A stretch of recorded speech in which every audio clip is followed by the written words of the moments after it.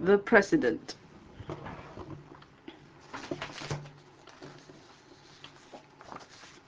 Members will please remain standing while the Chief Executive enters the chamber. The Chief Executive.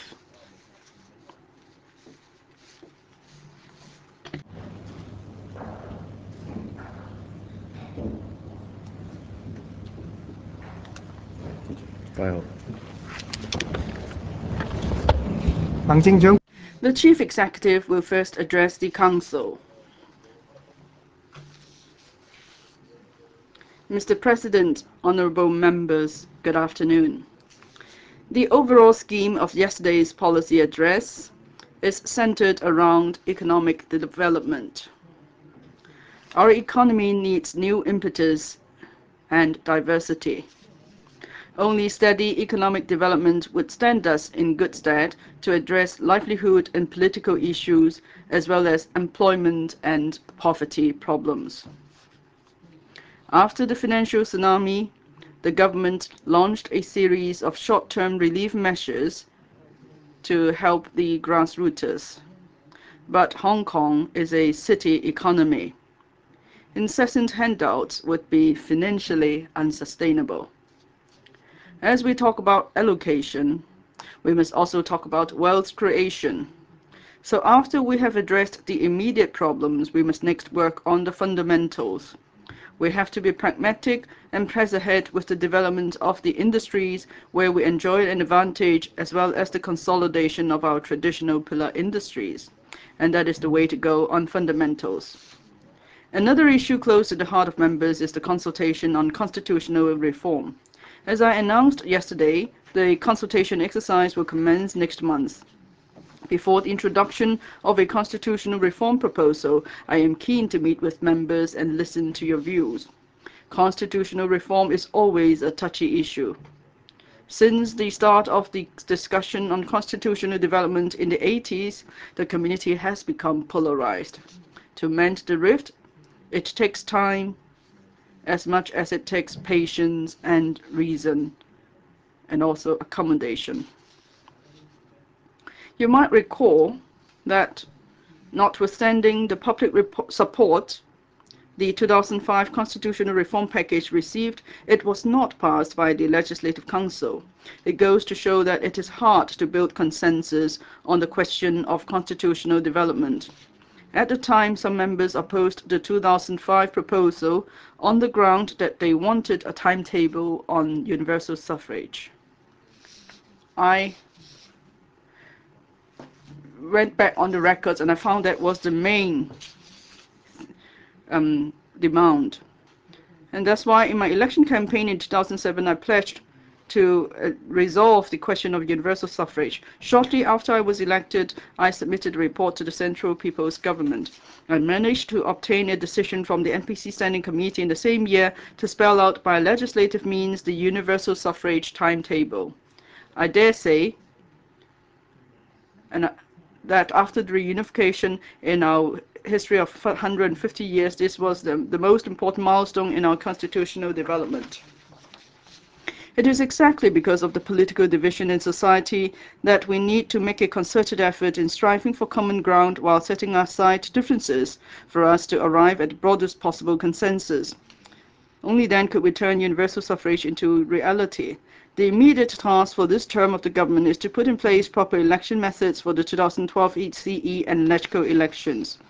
Some members contend that we must first discuss the ultimate universal suffrage package for 2017 and 2020. I think that's going for the long route when there is a short one.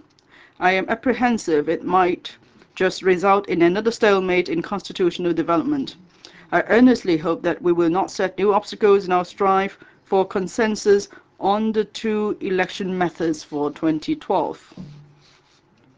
The decision of the NPC Standing Committee has in fact set the framework for elections after 2012. On the CE election, sorry, speaker's not coming through. Mr. Albert Chan, please let the CE finish first before you speak. Sorry, Mr. Chan is not coming through. I'm seeking an elucidation. Of course, he could refuse to give an elucidation. Mr. Albert Chan, please take your seat.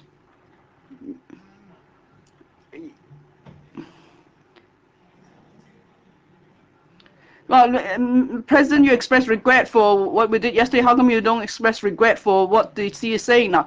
Members, please wait till the CE has finished his statement before you ask for your turn to speak. Mr. Leung, please be seated. I think you should ask him to withdraw his statement. Mr. Leung, please, members, please, as the CE speaks, please remain quiet. You should let him give an elucidation. Mr. Leung, please stop your speech and take your seat now. Mr. Leung, please take your seat. Members, please observe the rules of procedure. Mr. Leung. Chief Executive. I have sought elucidation. Mr. Albert Chan, please be seated. You know very well what the rules are. When an official or a member speaks, and if a member seeks elucidation, then it's up to the person who's speaking to decide whether to give elucidation. Mr. President, I believe we have plenty of time because this session will last 90 minutes. Perhaps it's easier for me to answer members' questions during that time. Mr. Yuk-man. Members, when the CE speaks, and if you just interrupt him at will, then it will not be possible for this session to be conducted smoothly. So members, please observe the rules of procedure and please respect the rights of other members. Mr. President, I am seeking an elucidation that is permitted under the rules of procedure. Mr. Albert Chan, you have already made your request. Now, because in what you said just now, it seems as if I haven't followed the rules of procedure, but I was just seeking an elucidation, and it is permitted under the rules of procedure.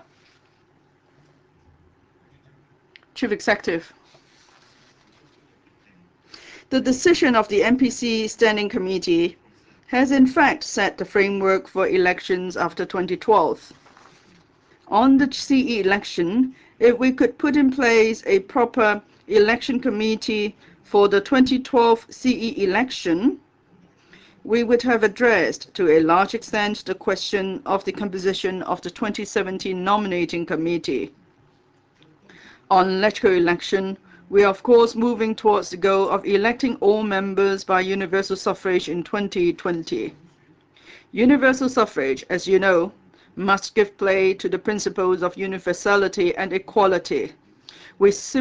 As I have said in the past, and I would like to reiterate today, that the existing functional constituencies do not fully comply with the principles of universality and equality, so they could not be retained in the current form in the 2020 electoral system. In drawing up the election methods for 2012 and 2016, these points must of course be borne in mind. Honourable members, we are all the wiser if we learn from the past. I hope we are all sincerely striving for democracy rather than a democracy agenda. In constitutional development, we already have a timetable on universal suffrage. How we take the next step forward is a test for me as well as you on our wisdom and commitments to democracy. Thank you, Mr. President. The Chief Executive will now answer questions put by members on the policy address. Members who wish to ask questions will please press the request to speak button to indicate their wish and wait for their turn. Members will please stand up when asking questions. After the Chief Executive has answered the question put by a member, the member may forthwith ask a short supplementary question on his question. Mr. Jeffrey Lam. Mr. President, the government is proposing to develop 6 industries. It first focuses on the question of land resources and is proposing to revitalize over 1,000 industrial buildings. We believe that's a move in the right direction. It could help to add impetus to our economy. But from past experience, when we tried to redevelop industrial buildings, we had to go through many different government departments and barriers. For example, when there is modification of the use of units, we need the approval of the Buildings Department and Fire Services Department, and the procedure is rather cumbersome. So the new special task force to be set up under the Buildings Department, would it try to help the sectors involved to speed up the revitalization of the industrial buildings? And is there any support measures on the part of the government? Or would there be a one-stop mechanism to speed up vetting so that we could remove all the red tape as far as possible? Now, a lot of the creative industries are now based in industrial buildings because the rental is usually lower on these premises. But if after redevelopment rent goes up, would it then threaten the survival of the creative industries? And may that then go against the original intention of the policies? Then what would be your response? Thank you. First of all, within the Development Bureau, we will redeploy our resources, and there will be new resources to tie in with this new policy. So the Bureau will try to coordinate the work of different departments in the most effective manner. So this proposal in relation to industrial buildings will be implemented. So there will be a 3-year exemption period. And we hope that during this period, we will be able to vet and process all the applications that we receive. And concerning whether certain facilities in our industrial buildings will be affected, now we have about 1,500 industrial buildings in Hong Kong. At the moment, creative industries and artists are using the premises. So I understand that the market will help us find the right balance because there is a demand and a supply. Mr. Jeffrey Lam. Has the CEO or government departments considered how long it will take to process the applications, 3 months or 6 months? It depends on whether it's redevelopment or conversion or change of use, or whether the consent of all the owners has been obtained. We will act speedily. We're talking about a 3-year period. Of course, we want to press ahead with the policy. And if we can work on one case every day, then we should be able to complete the scrutiny of over 700 cases or applications. So I hope that Mr. Jeffrey Lam and owners of industrial buildings should try to group themselves together and try to put forward proposals to make the best use of the premises. I can assure you that we will act with full speed. We haven't received such applications before, but then the procedures have been streamlined. And there's no need for evaluation. We do not have to calculate the waiver fee. So all these administrative steps can be skipped in future. Thank you. Mr. Alan Leong. Thank you, President. Mr. Chief Executive. On the 1st of March 2007, we were at a CE election forum, and you said very clearly that if you were re-elected, you would, within your term, resolve once and for all the issue of the 2 direct elections. And may I refer to the policy address in 2007, para 99. You are telling us that this is, it's in fact the constitutional duty of the CE to take forward the issue of universal suffrage. That's in fact para 99 of the policy address in 2007. But now it seems that resolving the matter once and for all only means a timetable and not a roadmap. So are you going back on your promise? Is it that you haven't really fulfilled your election promise? Chief Executive. As I have said just now, In fact, since the 1980s, there have been public debates on the agenda for developing democracy. If we look back, then I think the most important milestone was in December 2007. This term of government told the central authorities that the election system needed in December. The NPCSC, by legislative means, provided for the timetable for the 2 direct elections. So that was a response to the calls of members of the public at large when we ran for the post of the 3rd-term chief executive. And in fact, we did put forward a motion on electoral reforms. That motion was supported by many people in Hong Kong. And as I have said just now, the main reason for some people objecting to the motion was that there was a lack of a clear timetable. You can read the newspapers on that matter. So we've already secured a timetable. So in this process of seeking democracy in 2005, whether we talk about 2005, 2007, 2017, 2020, now there will still be evolution in this process. Some democratic nations are also reviewing what they have done. Now the NPCSC has, through solemn legislative means, laid down a timetable. So we have to face the next step of our work, and that is the electoral arrangements for 2012. We have to make sure that the electoral arrangements in 2012 will be more open, more democratic, and will bring us nearer to universal suffrage. I will do my best. I will live up to the pledge I made during the election campaign. But then I want to say that this term of government, in my view, has already adequately fulfilled my pledge. Mr. Allen Leong, whether you have fulfilled the pledge you made, I think the people of Hong Kong can judge. You mentioned the 2005 political reform.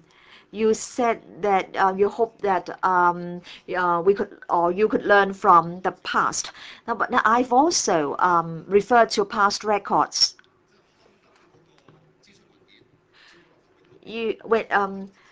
Between the time you issued the consultation document and the time LegCo had to vote on the motion, there were only 63 days. The public were not consulted. And in fact, most academics were of the view that the so-called opinion poll was not a genuine one. So, Chief Executive, there will be a consultation exercise launched very soon. So will you adopt the same modus operandi this time? If the answer is no, then can you tell us what you are going to do every step of the way? So what will be the content of the consultation document? When will it be launched? And how are you going to consult the public on those proposals? My colleague, Mr. Stephen Lam, is still in the process of drafting the paper. Now, please remain silent when the CE is giving a reply.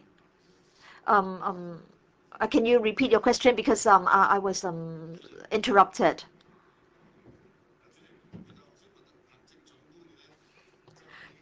President, he said that he hoped that what happened in 2005 would not repeat. So in 2005, there were only 63 days between the launching of the consultation document and the voting by LegCo. And there wasn't really an opinion poll or public opinion poll. And most academics were of the view that the so-called opinion poll was not genuine.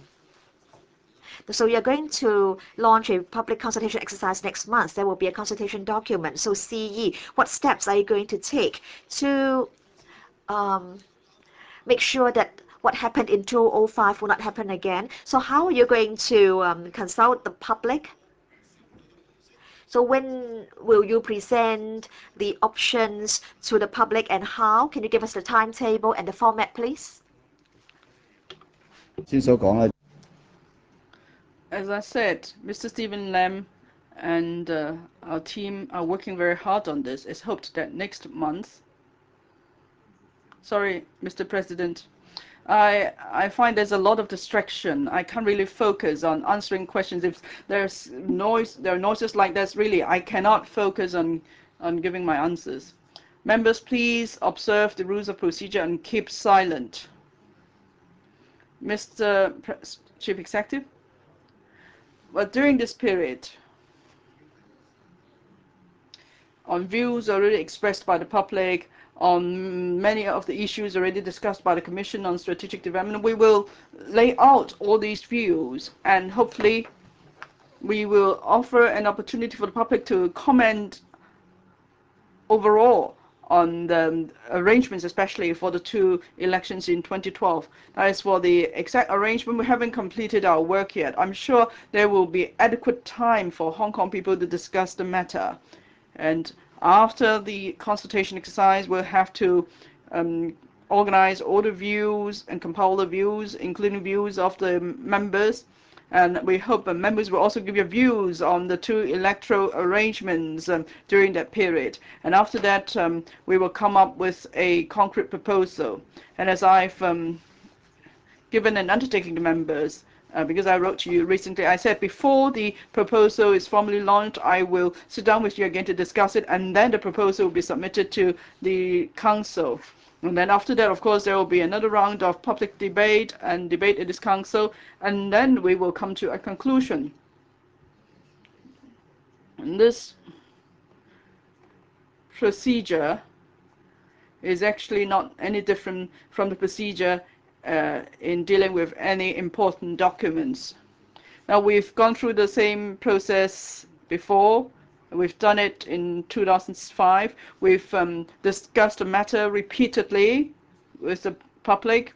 And if we are sincere about coming to a consensus, if we focus our minds on it, I'm sure we could achieve something. But of course, I won't underestimate the difficulties. Now, with this proposal, we need to have public support. We must also secure 2/3 majority support of the Council. Mr. Alan Leung, well, he hasn't answered my question. Well, there's nothing we can do. You only allowed 1 supplementary question. That's the rule. Ms. Priscilla Leung. Thank you, Mr. President.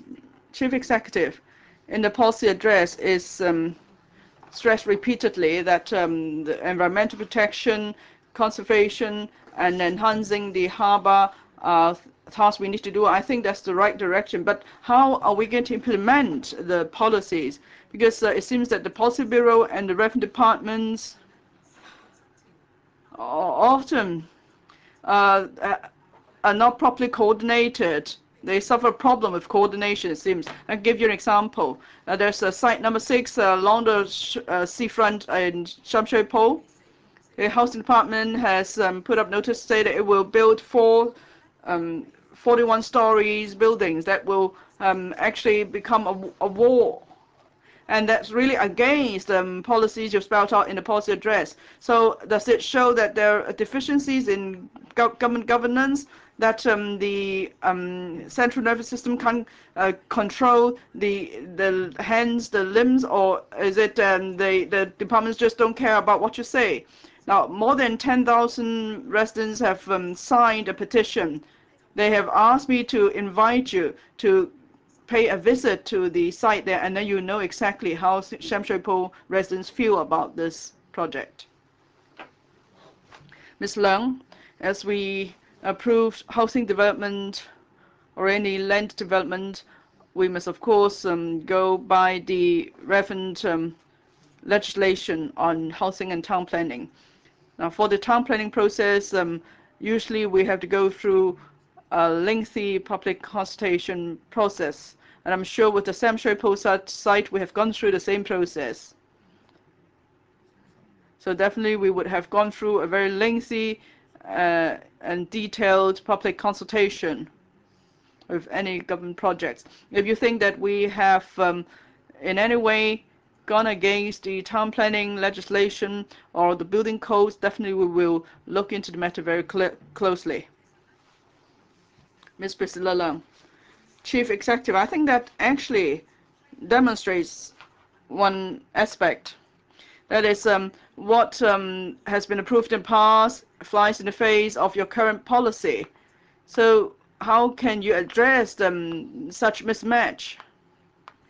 For the site number 6, as I mentioned, residents, they've read the policy address. They can only envy the central residents who seem to be the privileged class.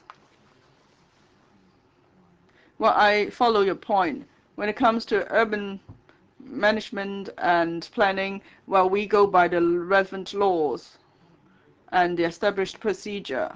Of course, if there are strong views from the public, I'm sure the departments concerned will always put the people first in considering such matters. But then on certain issues, the decision is based on the overall views, not just on a group of people. Mr. Yuk-man. Mr. President, my apology that I hit you, that you were hit by mistake. The two banana actually made of sponge, and somehow we hit you. My apology. But anyway, you are being unfair. We were evicted because we held up placards, but other members, 20 other members were doing so. I would respect you even more if you would evict them as well yesterday. Now the chief executive keeps talking nonsense, and the government keeps doing things against the wish of the people. And in this council, we still have all sorts of devils. It's really sad. But the League of Social Democrats always remains, will always fight for our cause in this council till the last minute. Please come to your question. Well, President, I have to first set my question, so please bear with me. You know me. Since the reunification in 1997, GDP has grown by about 50%. But we are seeing more and more poor people. And the gap between the rich and the poor is widening by the day. As the chief executive, how could you turn a blind eye to that? For families with income of less than $8,000, there are some 264,000, and big jump of 40%. As for families earning more than $80,000 per month, that number surged to 111,000. For those in the age group 18 to 24, the poor young in particular, there's a substantial increase in the number. In 1997, 280,000 received CSSA. Now 500,000 received CSSA. And over 100,000 people lived in cage housing right next to the luxury properties. So the numbers speak for themselves. Now, your policy address says, breaking new ground together. That means we work together. I don't know who write this, who think of this title for you, but I'm saying here the thieves are banding together to break new ground, plunging the poor into an abyss. A few days ago, Ho Hei-wa of SOCO was interviewed on TV. He said even Tong Chi-wa was more of a person than you. Mr. Wong, please come to your question. I'm just quoting others. You have to let me come to my question. Now, this policy address gives not a care to the sufferings of the poor. You are just talking about the 6 industries that everyone should engage in. But how can it benefit the poor at all? Can you just answer my question? I've cited the figures. Can you reduce those figures within your term? Chief Executive.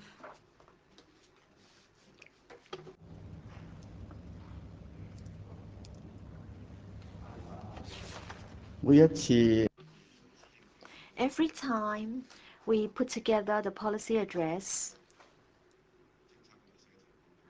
we look at the implementation of existing policies.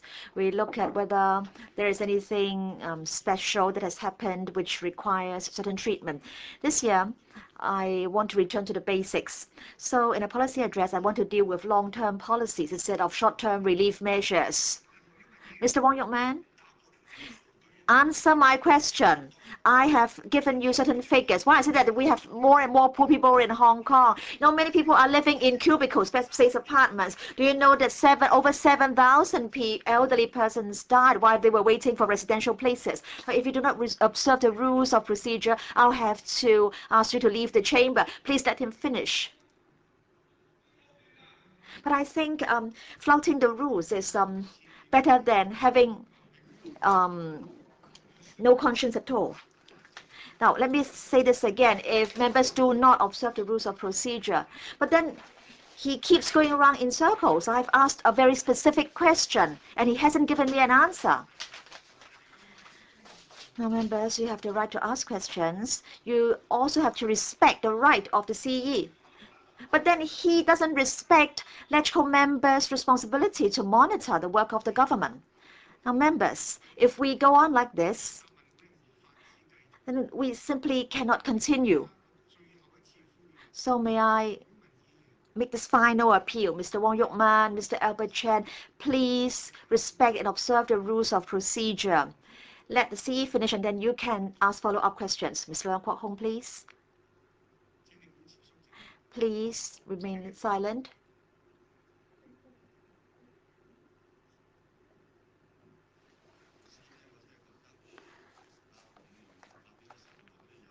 Mr. Wong said that he had to give a preamble before he came to his question. And so I think I should be entitled to give a preamble, which leads to my main reply.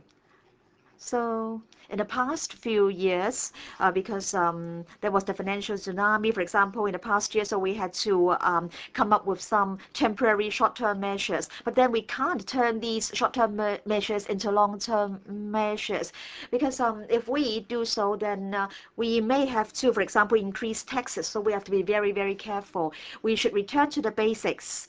We should try to create more wealth in society. We have to make a bigger cake, a bigger pie,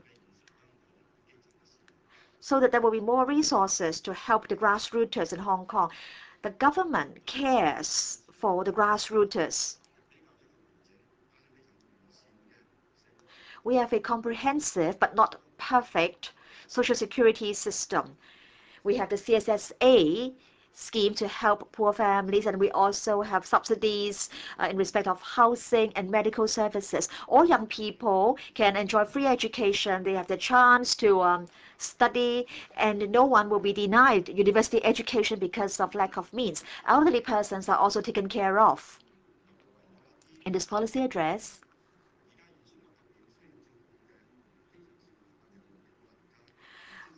I've identified the most vulnerable groups. For example, elderly persons and those who suffer from mental illnesses. Of course, we can't be exhaustive in this policy address, but then we have a sound welfare system. We have CSSA, OAA, and also subsidies in respect of housing, education, medical services. Now, if we have more resources, we will be able to do more to help the vulnerable groups. Now, we're talking about the development of the 6 industries because we hope that we can enjoy more economic vitality. This is because we want to create more wealth and more jobs for the people of Hong Kong. Mr. Wong Yuk-man. Now, do you know that we have 1.23 million poor people in Hong Kong? I think what I asked for doesn't really contradict your basics or fundamentals. Yes, I understand that you want economic development, but then you have to make sure that everybody can benefit. The average income of Hong Kong people is US $30,000 per year. Now, I know that you will not be the CE in the next term. So within your term, before your term ends, can you make sure that the 1.23 million poor people in Hong Kong can lead a better life? Can you try to reduce the number of poor people in Hong Kong? Now, I don't know how your aides prepare the Q&As for you today. What do you mean by returning to the basics. You didn't speak eloquently. You were unable to express yourselves effectively. You are the CE and you are unable to answer this question. CE, I've got nothing further to add. Mr. Tam Yu-chung. President, the CE in its policy address mentions a number of measures to help the elderly. For example, increasing resources to build more residential homes for the elderly and also enhancing the quality of services for the elderly. We welcome such proposals, and I think these proposals can respond to the demands made by the DAB. But I want the CE to consider this, and that is elderly persons receiving OAA last year, the CE increased the rate to $1,000 a month. But then many elderly persons return to the mainland, so they may not be able to comply with the absence rule, the 240 days. And so can you consider the portability of benefits? I mean, medical services, education. In other words, if elderly persons really need to return to the mainland and live in the mainland, can you consider allowing these benefits to be portable so that these elderly persons can age happily in the mainland? So CE, are you willing to consider this? And when can a decision be made on this matter? CE, Mr. Tam. I agree that our resources are limited, and then I understand that some elderly persons may want to live in the Pearl River Delta region. They enjoy living in the mainland, and also that would mean less pressure on our services. In fact, we are still considering such a proposal, but we have to consider certain practical issues, including the legal perspective. But I haven't given up on this matter, and I promise you that I will continue to proactively take this matter up. And I hope that we can come to some sort of conclusion. Perhaps I can take this up with you further on another occasion, and you are also welcome to bring this up with Mr. Matthew Cheung. Yes, we understand the issue of portability, but then if OAA is to be made portable, there will be legal problems as well as implementation problems. But I will look into this matter in greater depth. Mr. Tam Yu-chung, yes, I understand that changing the policy may give rise to difficulties and problems. And are you confident, CE, that these difficulties can be overcome? I can tell you that I have the determination to pursue this. But then we have to resolve all the legal problems. I can assure you that we will actively follow up on this matter. Ms. Emily Lau. Mr. President, just now the Chief Executive said that the constitutional issue is a touchy subject, and it's also a very important issue. In paragraph 119 of his policy address, he said that he's already completed half of his term,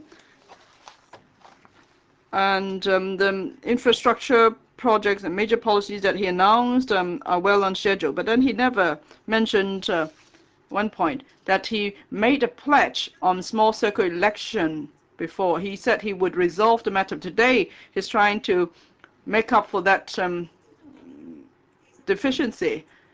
But then in the policy address, he made no mention of it. But now today he comes here, he tells us that he's already addressed the issue. So is that not a flaw in the policy address yesterday? Why didn't you explain that to the public? As you know, for most people in Hong Kong, they haven't given up hope. They still want to have dual universal suffrage in 2012.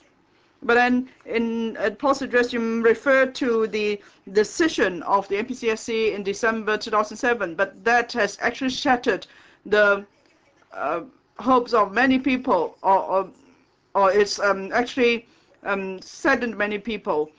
because now you said that in 2007 the decision said that there could be in universal suffrage for a election in 2017, and then for 2020 electoral election there could also be universal suffrage, or rather there were no specific dates given. So we all know this is not a concrete pledge and it's not a complete resolution of the matter. Now the CE took part in a small circle election. People of Hong Kong were really enraged and we felt shame too. And then you did nothing more, and now you come with Leshko trying to tell us something like this. But have you the courage to tell the leaders in Beijing that even to this date, the people of Hong Kong still want to do universal suffrage in 2012, and shouldn't NPC change its decision? Chief Executive, yesterday in my policy address, I said that for most of the major, in terms of policy, we've already finalized the timetable. That is, there will be universal suffrage in 2017 and 2020. You said I didn't mention it in policy address, but in fact I have. As for the 2012 elections, what I'm saying is that we must go by the decision of the NPCSC made in December 2007. In that decision, there is a clear timetable for universal suffrage. It's not just made set orally. It's actually decision made through a legislative procedure in NPCSC. So there has to be trust. If you say even with that you have no trust, then there's no point really then talking about it anymore. But I'm sure that for many in Hong Kong, they believe that this solemn pledge will be delivered. And in fact, we are all working towards this solemn pledge. We are laying the groundwork. But as the first step, we must put in place proper electoral arrangements for the 2012 elections, because we don't want to repeat what happened in 2005. We don't want a stalemate in constitutional development. Definitely we're going to come up with an electoral system that is more open and more democratic than the current one. Mr. President, I asked the CE whether he has the courage and the honesty to tell Beijing that most people in Hong Kong still want dual universal suffrage in 2012. As the Chief Executive, did you ever do something like that, talking about going to the basic? And then the Chief Executive said that the functional constituencies now do not fully comply with the definition of universal suffrage. Are you saying that even in 2020, when we have universal suffrage, there will still be something that resembles functional constituencies, so that functional constituencies will stay in Hong Kong forever? Are you telling people of Hong Kong that that would be a legislative council formed by direct elections? Chief Executive, that exactly demonstrates the difficulties we face. Now for the 2017 and the 2020 elections, we try to bundle them together with the discussion on the 2012 arrangements. That's why there are difficulties, because then we may repeat the stalemate in 2005. I think we have to stay calm and rational. We have to be accommodating as we approach these issues. Now we must first know what the basic principles of universal suffrage are, that is universality and equality. And in our current electoral system, there are functional constituencies. Could the election methods meet those criteria? Well, we believe definitely in future we have to change the arrangement. And I think I've made my stance clear in that context. But of course, we must keep an accommodating mind and listen to views of all sides and then come up to the best arrangement. Mr. Leung, you are not observing the order. This is not the time for you to speak. Please take your seat. Chief Executive, I finished. Ms. Margaret, is it a point of order? Mr. President, I arrived late. I did not ask to speak, but having heard the Chief Executive, I would like to join the queue and ask him questions. Then you must wait for your turn. Ms. Li Fongying. Thank you, Mr. President. Chief Executive, in your policy address yesterday, You said you attach great importance to families. You believe if family relationships are good, then there will be less social problems. I fully share your views in affirming the importance of families. Yesterday, I received an invitation. I'm sure many members also received the same invitation. The Hong Kong Jockey Club Charitable Trust Foundation and the Hong Kong University are jointly organizing an event, Love Your Family. There is a workshop and a seminar, and we've been invited to it. And in the invitation letter, it says that in the past few years, the government has been focusing too much on economic development. It's been focusing on saving costs and boosting productivity. Both the employers and the employees have to work longer hours. There is less time for rest. Work pressure builds up, and there are more and more grudges. The quality of family life is worsening even faster than the quality of life of individuals. Mr. Chief Executive, do you agree to this observation? And if that's the case, how come you have not come up with any concrete measures to deal with this problem in the policy address? And if you don't agree to the observation, then what is your explanation? I think because of the financial tsunami, everyone is under stress, working hours are excessively long, and it's rather common. It's not only unique to Hong Kong either. In many other places, they are experiencing the same problem, and no one could speak up, could disagree with such an observation. But I think to deal with labor issues, we must first deal with the most important issue, that is minimum wage. And once we have addressed that issue, then other questions like long working hours and so on could be worked on. But I think members would agree, I hope you agree, that with labor issues we have to deal with them one by one. Otherwise we can't reach consensus. But I agree with you that if we want harmony in family, we must devote enough time to our families. We can't just spend all time working in the office. Li Fengying. Thank you, Mr. President. Well, for the minimum wage bill, it doesn't make mention of any standard working hours. I think the Hong Kong U and the Jockey Club should first invite you to the workshop and the seminar rather than inviting us. Now, in the policy address, you have proposed a Happy Family campaign. But then how can families in Hong Kong face up to the problems of long working hours? And because then people have no time to spend on building family relations. Well, I think we must first address the employment issue. Unemployment rate is now 5.4%. Fortunately, because of the various measures we've taken, we have managed to arrest the surge in the unemployment rate. So we must first address that question. Labor issues, a lot are rather delicate issues. Standard working hours is one, but I think we must first address minimum wage, and then we could then look at standard working hours. Both issues are, of course, very controversial, as we know. I don't think we can address all social issues in one go. Well, I'm sure the Hong Kong U or other groups or NGOs or even government agencies, they could continue to look into the effect of long working hours on families, and I think we should all support such effort. Mr. Tommy Cheung. Thank you, Mr. President. Yesterday, the Chief Executive proposed the revitalization of industrial buildings. The Liberal Party is all in favor of that because there's something we've been fighting for years. Now, in my sector, the catering sector, we've been talking about the removal of wine duty. So how can we store wine in industrial buildings and also start eating establishments there, perhaps? So now, I'll probably take up the matter with Dr. Yok Chow. You just shook your head. Does it mean that we shouldn't pursue the idea of eating establishments and wine storage in industrial buildings? Anyway, I'll take it off.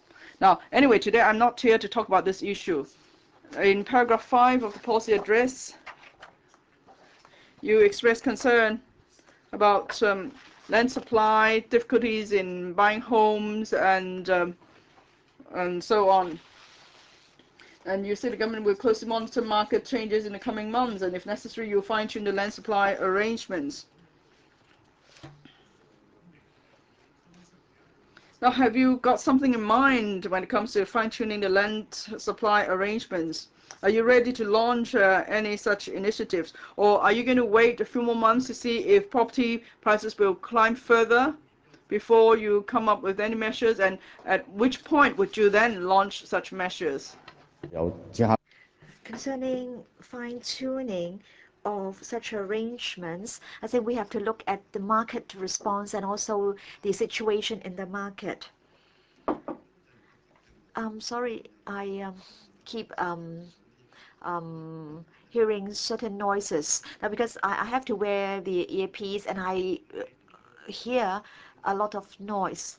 So, President, can you make sure that at any one time there should only be one person speaking in this chamber? Now, if anyone really breaches the rules of procedure, then I will have to ask him or her to leave. Now, Mr. Leung Kwok Hong, you're hiding behind the plaque. It doesn't mean that you can speak anytime you like.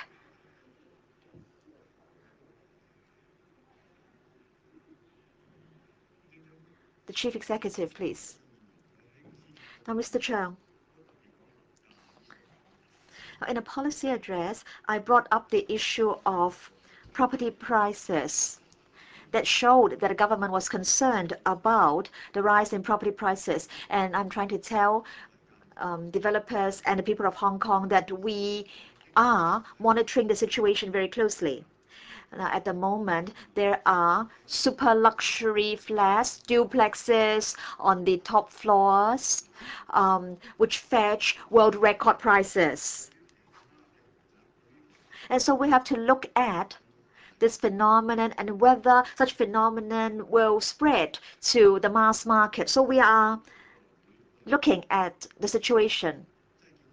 And if we see a bubble being formed in the property market, then we can trigger off the fine-tuning arrangements. In fact, we have been monitoring the property market very closely. For example, flats sought after by the middle class. The present prices are still about 20-25% lower than the 1997 prices. I mean, in October 1997, for example, Chifu Fa Yun, the difference is 18%, Hang Fa Chun 32%, Southern Horizons about 20%, and then Tai Kwu Shing 11%, and then in the NT, in some cases, a difference of 48%. So we carry out surveys on a weekly basis. We monitor the volume of transactions, the prices. So we know that the property market is recovering. That's normal because the economy is starting to recover and there is also adequate capital. But then we, for the time being, haven't really seen an obvious bubble in the property market. And we also have to look at the affordability of the people of Hong Kong. The volume of transactions, the primary market, the secondary market, the number of negative equity cases, the bank interest rate, all these have to be taken into account in order to accurately assess the market situation. But I would like to urge all investors and potential investors to take into account their affordability. Please do not just think that the interest rate will continue to be at a low level. Please do not think that property prices will continue to rise. Now, you should be prepared that interest rates may go up and property prices may go down. So you have to make sure that you can afford to make such an investment. But I want to say that we will monitor the situation very closely. We will look at more than one indicator. And in fact, I have said on another occasion that it's very difficult for the government to boost property prices, so then we really are fully capable of destroying the market or pushing prices down. Mr. Tommy Joe. President, I was asking about the fine-tuning arrangements. In the past 2 years, there was only one site disposed of through the application list system. And so the supply of flats can't really meet the demands in society, and as a result, property prices have gone up. The Liberal Party has suggested that the bid price or the triggering price be lowered to 60%. So what do you think?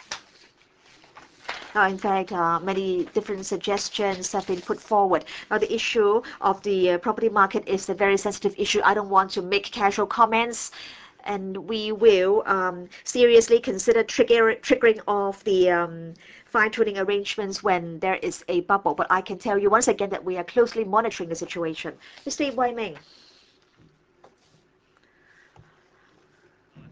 Thank you, President, Chief Executive. I want to quote some figures. I think they are very interesting figures. Now, it is said that there are 1.23 million poor people in Hong Kong. This is according to a survey. And then, coincidentally, in para 123 of your policy address, you are telling us that Hong Kong must strive for economic growth and wealth creation to address the employment and poverty issues. And if we were to maintain welfare-based relief measures on a long-term basis, we would have to overhaul our tax system and increase tax rates. So that's in para 123, and we have 1.23 million poor people in Hong Kong. So you're using paragraph 123 to brush aside requests and demands to alleviate poverty. You are telling us that economic growth is the way to address the employment and poverty issues. We're told that there is a trickling effect. In other words, economic growth will mean more jobs. But our experience tells us that economic growth may not create many new jobs. Economic growth doesn't mean that all members of the public can enjoy the fruit of economic prosperity. So, CE, you're telling us that economic growth can address the employment and poverty issues. So what sort of economic growth are you talking about?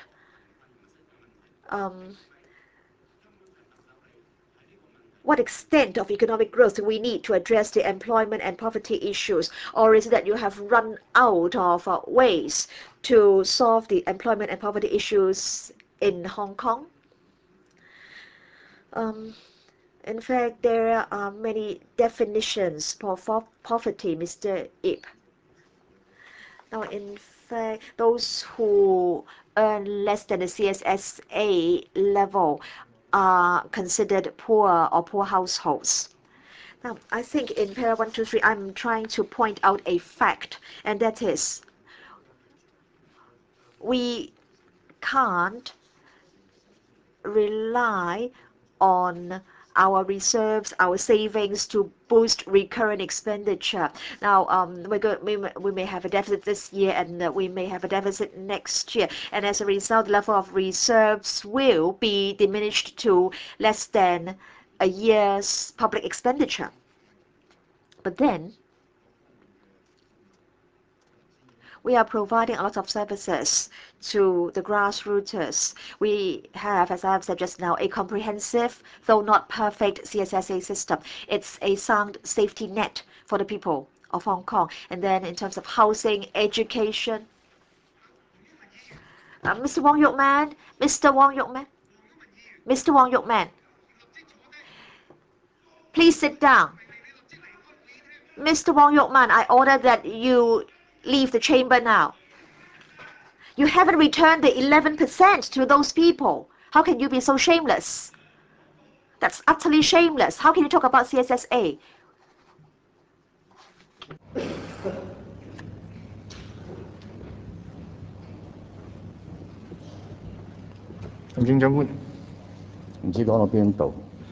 I'm sorry, I forgot where I was. Well, I can tell you. You know, the rich are having good time and the poor are dying of hunger. Mr. Leung Kwok-hong, please leave the chamber now. Please leave the chamber now.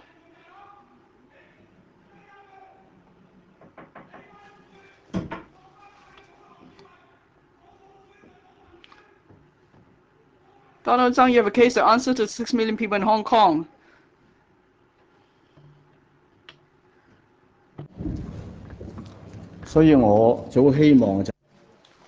That's why I hope that with the new 6 industries, we could add to the vitality of the economy and create more jobs. But then for the 1 million odd poor people, they will starve to death already. Mr. Albert Chan, it's not your time to speak. If you stand up again, I will have to order you to leave the chamber. Mr. Albert Chan, please take your seat at once. Mr. Albert Chan, please leave the chamber. Please leave the chamber at once. Well, I ask for answers, you won't give answers. I ask for clarification, you won't give clarification. You must ask God to lead you and show you the way. You are a Catholic.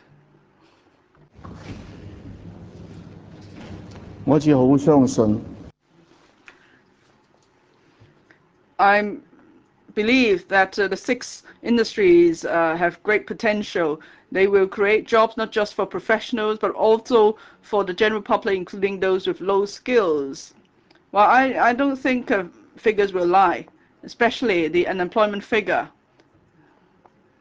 With full cooperation, I hope that we can achieve something.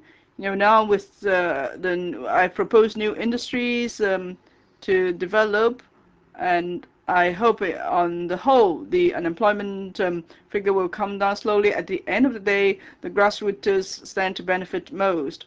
Of course, unemployment rate lags behind the economy. When the economy is good and there is tight labor supply, you know, of course, wages will then go up. This is a rule in economy, and it will happen in Hong Kong again.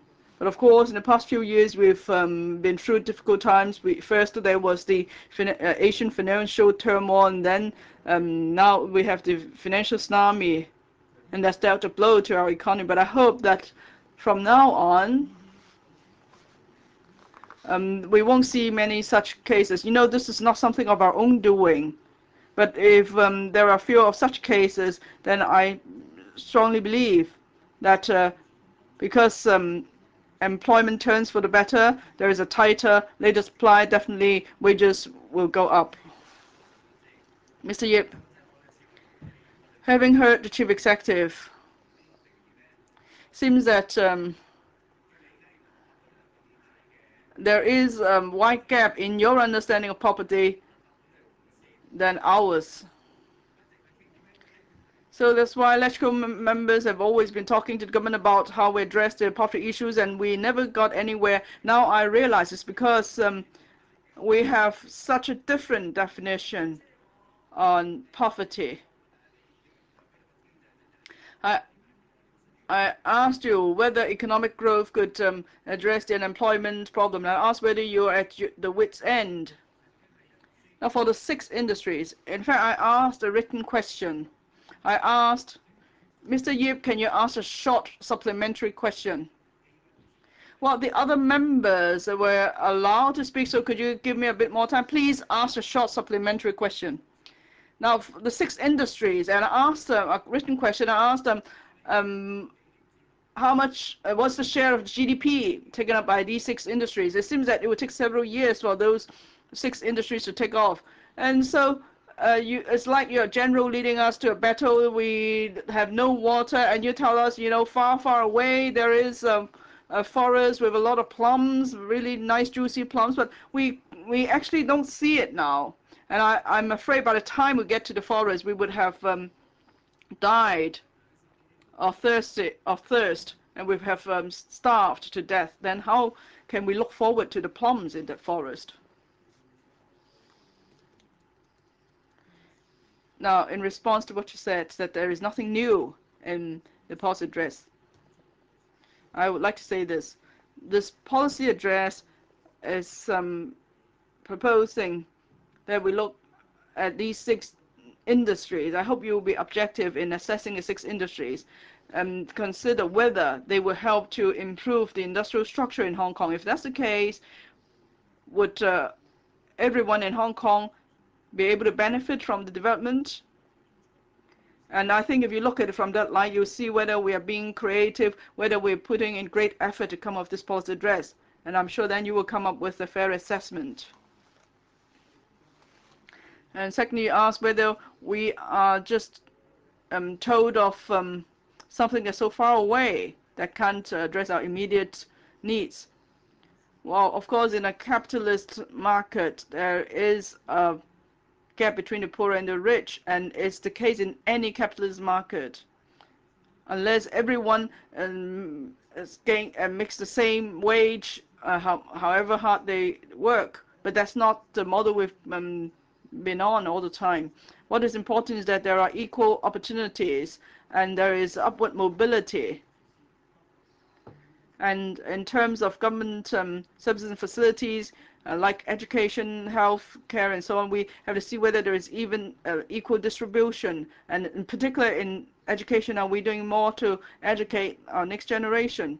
As I've been saying, we've been working on all these issues. We've never let up on our effort. We have kept improving all the services, education, healthcare.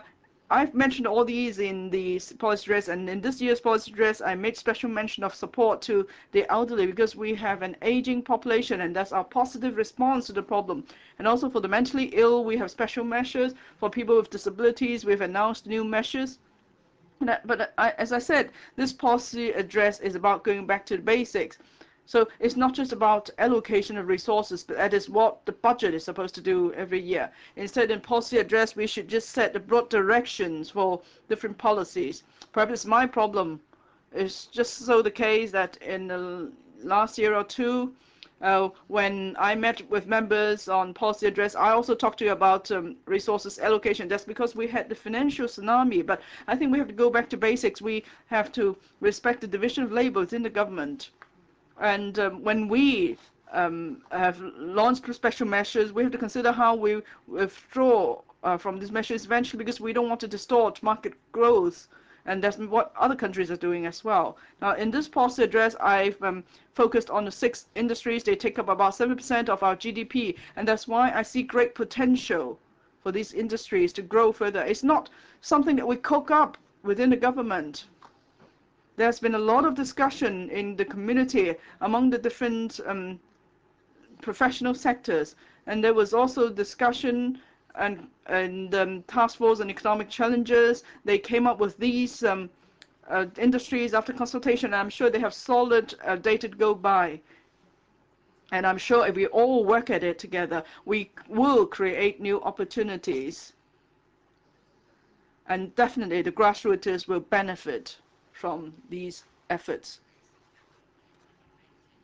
Mr. Andrew Zheng, on the 1st of October, Chief Executive, you stood on top at the tower of the Tiananmen. You used your own camera to take pictures of the National Day celebration. And it struck me really, because there were reporters using similar cameras. They were doing legal reporting. One was arrested in Sichuan. The other was assaulted in Xinjiang. So, Chief Executive, do you agree that in Hong Kong we aspire for one country, two systems? We don't just want to defend core values that lead to our success. We also want our country to be aligned with the values internationally. We don't just suffer any such treatments, and so we don't want to trade our press freedom for the so-called harmony. Is that the case? Now concerning Hong Kong reporters at Urumqi, as you know, the Hong Kong government was concerned. In fact, through the Hong Kong and Macau office, State Council, we expressed our concerns. We also maintained close liaison with the mainland authorities. We had to make sure that Hong Kong reporters doing legal or lawful reporting in the mainland would be safe.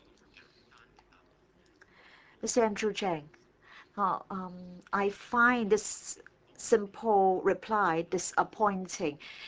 There are a number of core values that Hong Kong prides itself on: the rule of law, democracy, press freedom.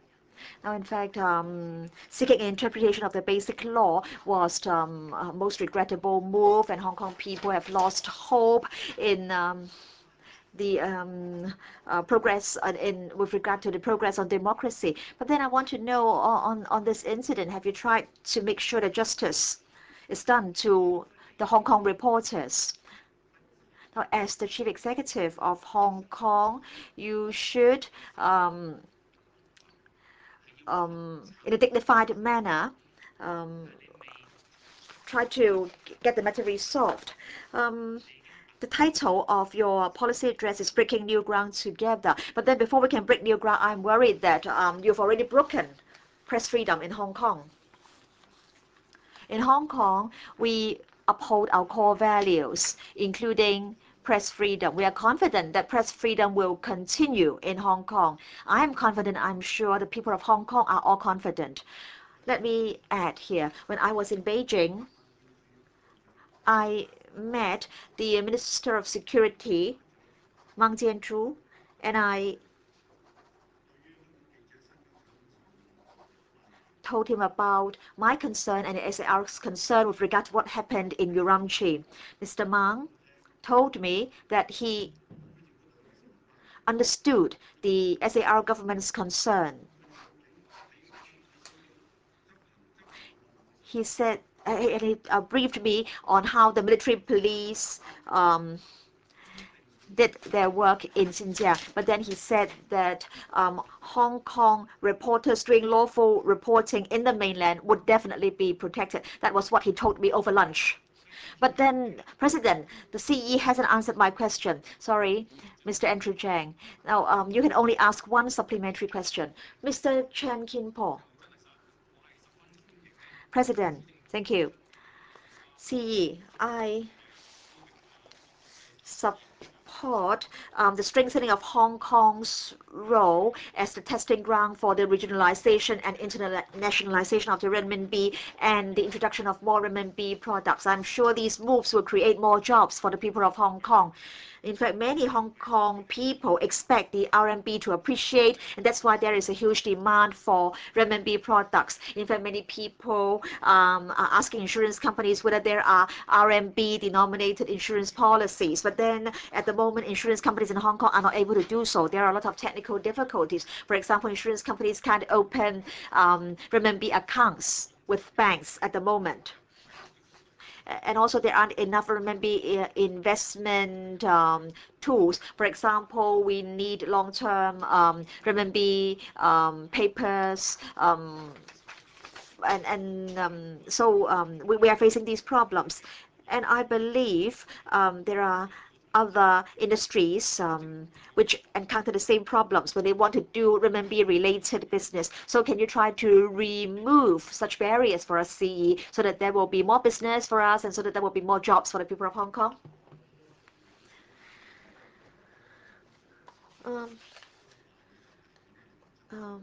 In recent years, we have been communicating with the mainland authorities concerning offshore renminbi business in Hong Kong. For example, the issuing of renminbi bonds in Hong Kong,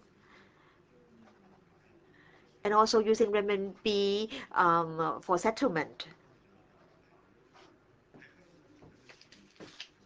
So we are trying to expand Hong Kong's role as the testing ground for the internationalization of renminbi. But of course, we know that financial security is a major concern on the part of the central government.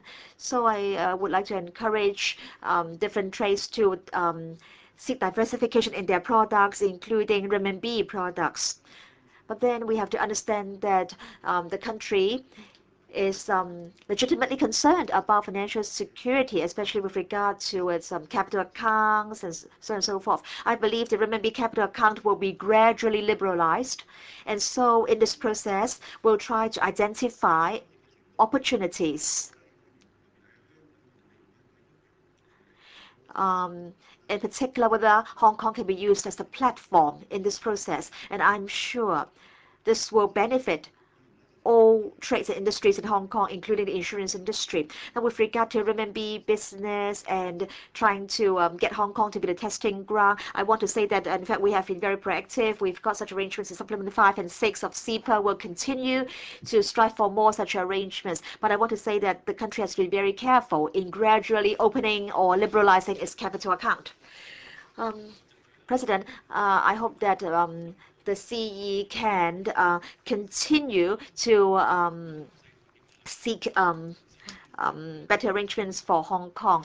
And also, we hope that with better monitoring, the liberalization of the renminbi can proceed more speedily.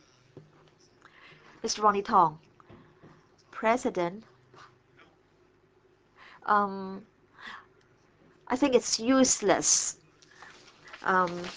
engaging in empty talk as to whether certain pledges have been delivered. I think facts speak for themselves. The CE said that if we kept on discussing the ultimate package, that would put obstacles in the way in the present exercise. I think people in Hong Kong who have been yearning for universal suffrage feel very frustrated when we hear this.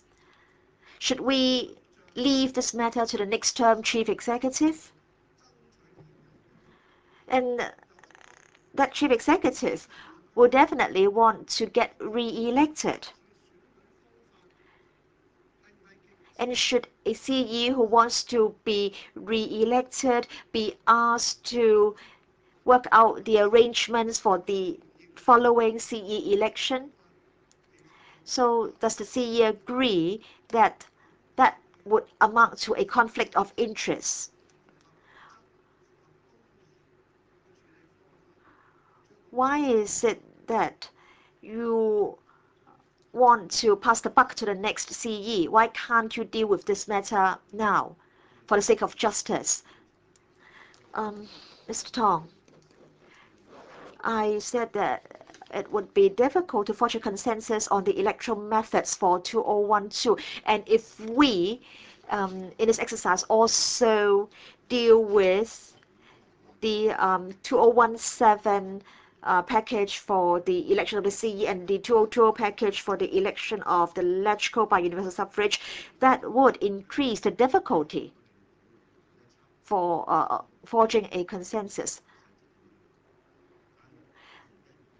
Now, of course, we can discuss the two direct elections, but then at this juncture, we should focus our attention on finding the best way to make the electoral methods more open and more democratic. If we include too many things in one exercise,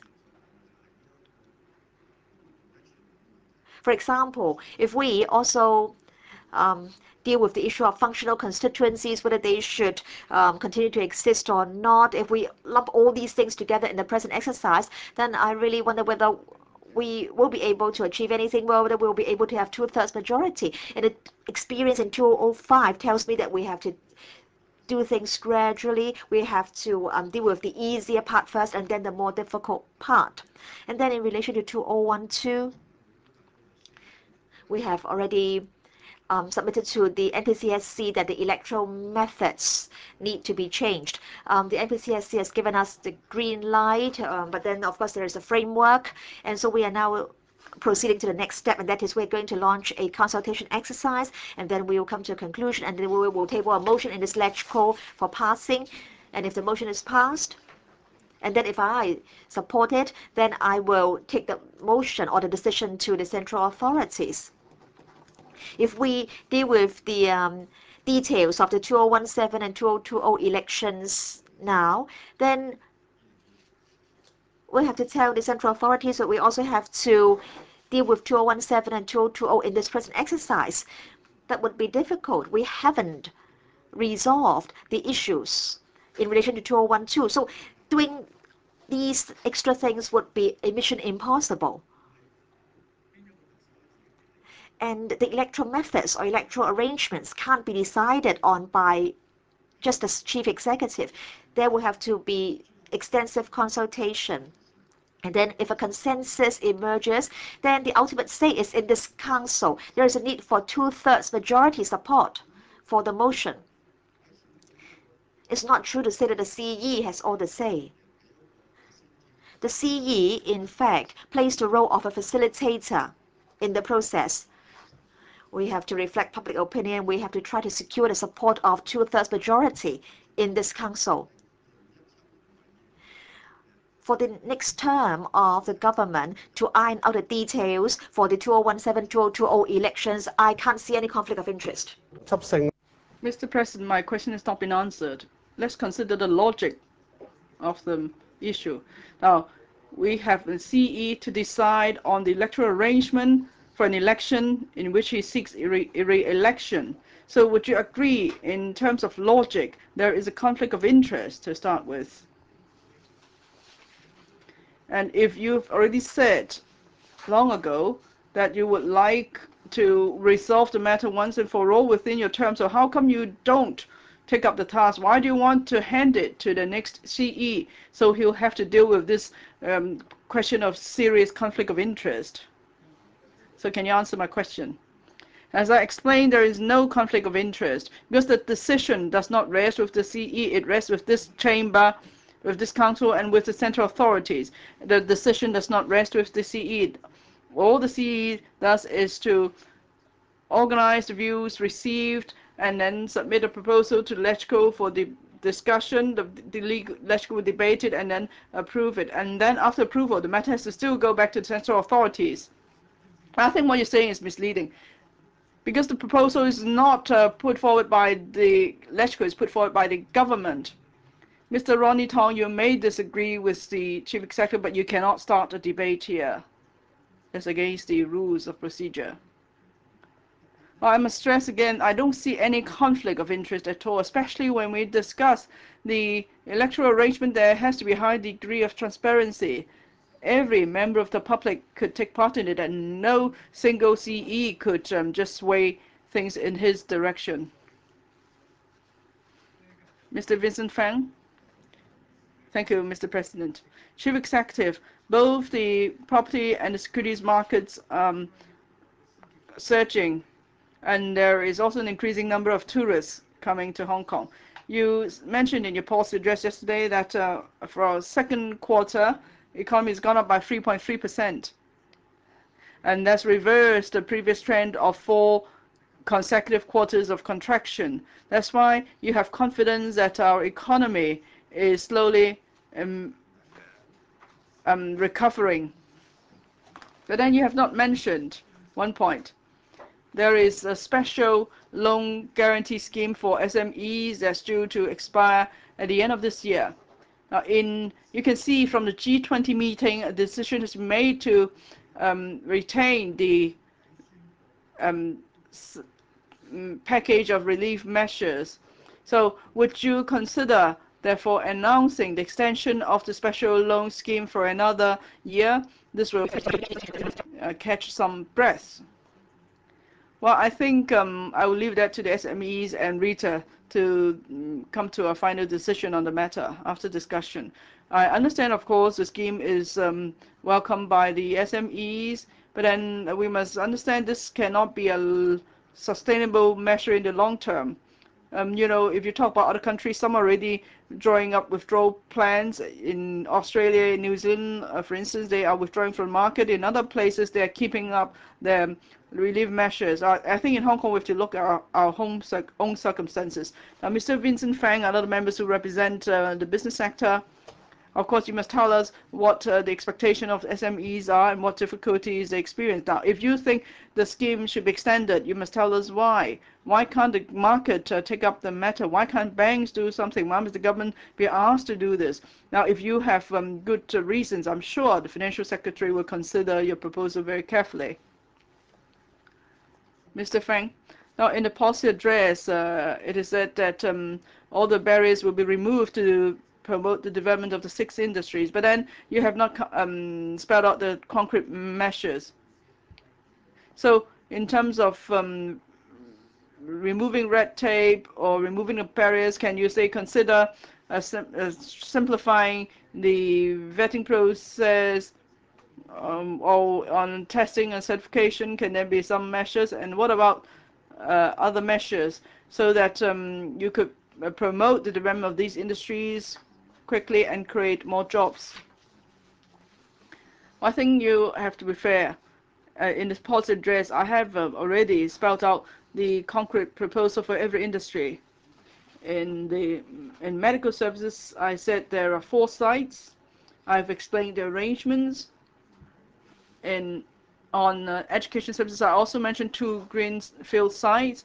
I've also explained how we're going to revitalize industrial buildings to meet the needs. On testing and certification, I said in the next 3 years, we're going to come up with a blueprint. So we are taking things step by step. We have a concrete plan. And I'm sure these industries will help to inject more vitality into our economy, and their share of the GDP will go up, and that will meet the needs of the sectors concerned, or meet the aspirations of the sectors concerned. Now, you said, what did you say, sorry? You know, testing and certification, will you try to fight for the recognition of the mainland? Well, I said in the policy address that we'll do that. You mentioned other specific details, like how we could ask for from mainland for mutual recognition, etc. Well, we must remember we can't. It can't be one way. It has to be 2-way. So can the trade accept that?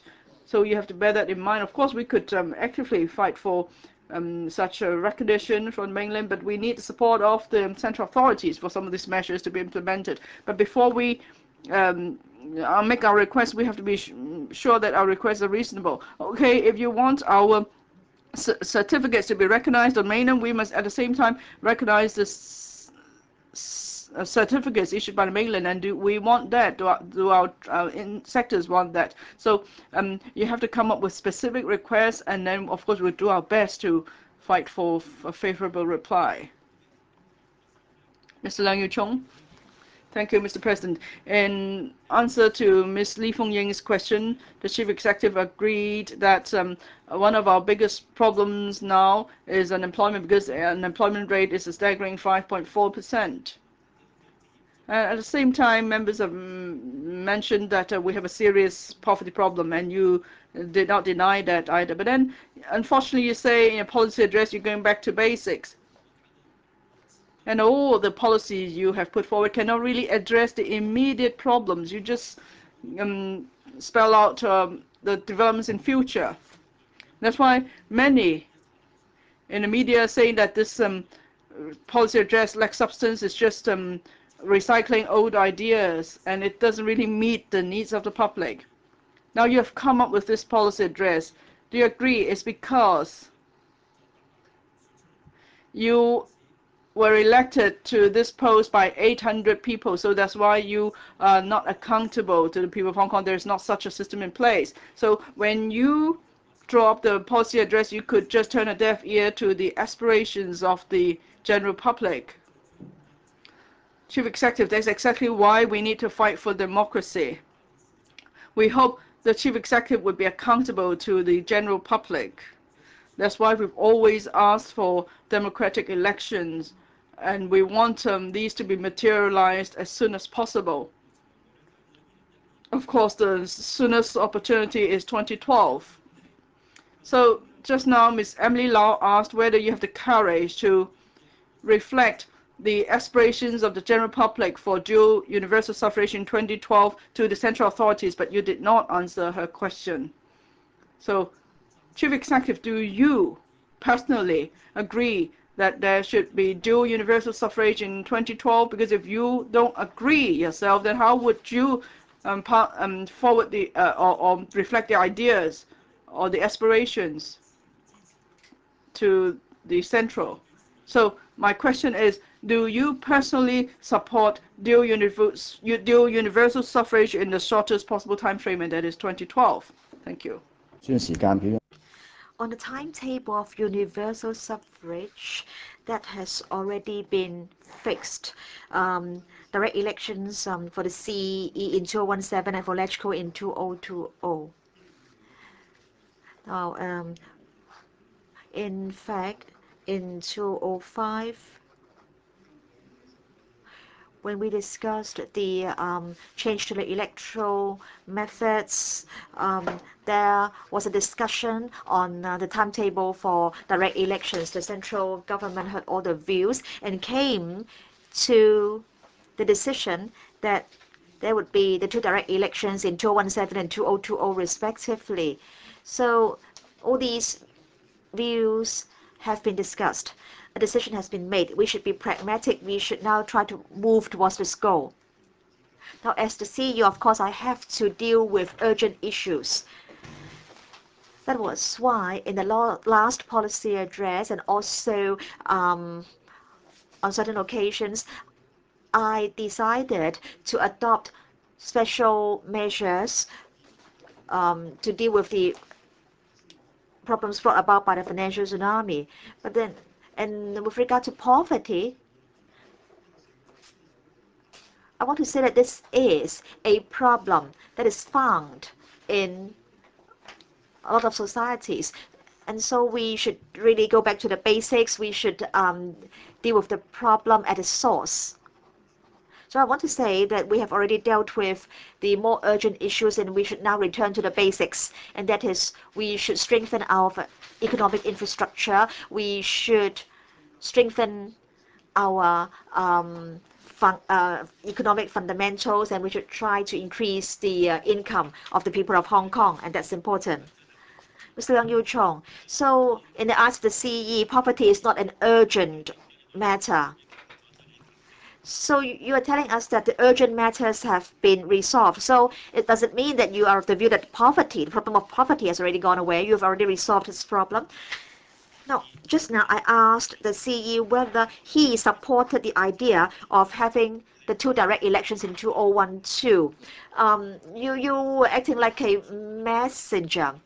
I understand that as a messenger, you reflected all the views to the central government. But then as the CE, your attitude, your inclination is very important. So that's my question.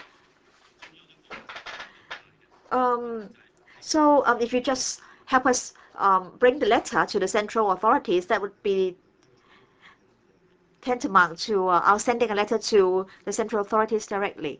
Now, I want to say that the NPCSC has made a decision. So there will be universal suffrage to elect the chief executive in 2017. And so we should now try to make the electoral methods in 2012 more open and more democratic. And then in 2017, we're going to have direct elections. Hong Kong people should be pragmatic. I really hope that members can focus their attention on the 2012 elections. Let's try to reach a consensus so that we can lay a sound foundation for the two direct elections in 2017 and 2020. I really do not want to see the public being disappointed and let down again. And I think the public will feel very disappointed if the electoral arrangements can't be improved in 2012. The CE has answered 14 questions, and another 14 members have indicated they wish to ask questions, but then time's up, and so I think we have to adjourn this meeting. The CE will now leave the chamber. Members will please stand up. Thank you, President. Thank you very much.